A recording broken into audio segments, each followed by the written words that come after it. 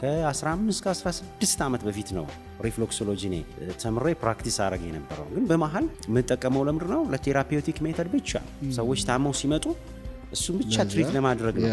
እንዴት ነው ፐብሊክ የሚወጣው? እንዴት ነው ለብዙሃን መድረስ የሚችለው የሚለውን ሳስብ ሻሎም መጣ። ሪፍሌክሶሎጂ ማለት ራሱ ምንድነው? ሙያው ራሱ ምንድነው?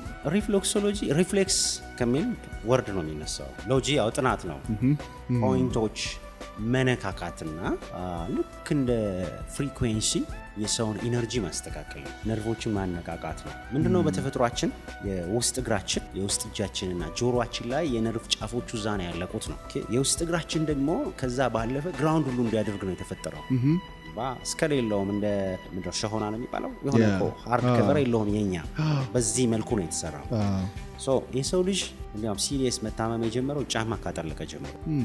በባዶ እግራችን ከተፈጥሮ ምድር ጋር ኮኔክት ካደረግን ስትረሳችንን ሪሊዝ እናደርጋለን በውስጥ እግርህ ማለት ነው። ይህንን ደግሞ ማንም ሰው ሊሞክረው ይችላል። በባዶ እግሩ ንጹህ ሳር ላይ ወይም ንጹህ አፈር ላይ ሄዶ የሚሰማው ስሜት ፊል ማድረግ ይችላል።